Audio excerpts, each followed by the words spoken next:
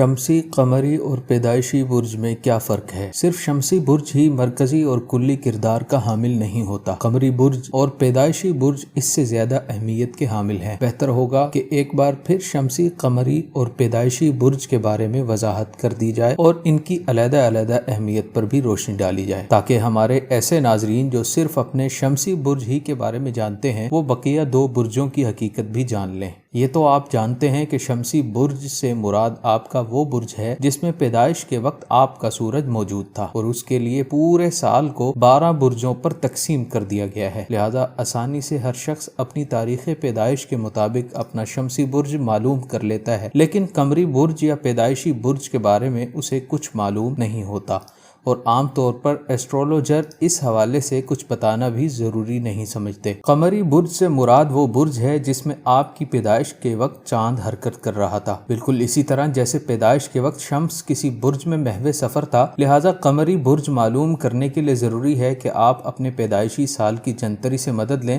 یا کسی ایسٹرولوجیکل soft where سے مدد لیں۔ ضروری نہیں ہے کہ پیدائش کے وقت آپ کا شمس جس برج میں ہو، قمر بھی اسی برج میں ہو، وہ کسی اور برج میں بھی ہو سکتا ہے۔ مثلا اگر شمس برج حمل میں ہے تو آپ کی پیدائش کے وقت قمر ثور، جدی یا قوس وغیرہ میں بھی ہو سکتا ہے۔ اس طرح آپ برج حمل کے ساتھ ایک دوسرے برج کی خصوصیات کے حامل بھی ہو جائیں گے۔ پیدائشی برج کو اصطلاحاً طال پیدائش، رائزنگ سائن یا برتھ سائن بھی کہا جاتا ہے۔ اس کا تعلق پیدائش کے وقت سے ہے۔ اگر کسی کا وقت پیدائش معلوم نہ ہو تو اس کا برتھ سائن بھی معلوم نہیں ہو سکتا، اور خیال رہے کہ برتھ سائن یا طال پیدائش سب سے زیادہ اہمیت کا حامل ہے۔ اس کے بغیر درست ذائچہ نہیں بن سکتا اور آپ کے حالات زندگی پر بھی درست طور پر روشنی نہیں ڈالی جا سکتی۔ یہ بھی عام آدمی کو معلوم نہیں ہوتا۔ اسے معلوم کرنے کے لیے مخصوص حسابی قواعد سے مدد لی جاتی ہے۔ مکمل تاریخ پیدائش کے ساتھ درست وقت پیدائش اور زمین کے اس طول البلد اور عرض البلد سے واقفیت ضروری ہے جہاں آپ پیدا ہوئے ہیں، تب ہی کسی کا برتھ سائن معلوم ہو سکتا ہے۔ امید ہے اس وضاحت کے بعد کسی بھی انسان کے، ملک یا شہر کے یا کسی واقعے کے ان تینوں برجوں کے بارے میں آپ جان گئے ہوں گے۔ اس طرح کی مزید ویڈیوز دیکھنے کے لیے ہمارے چینل کو ضرور سبسکرائب کیجیے۔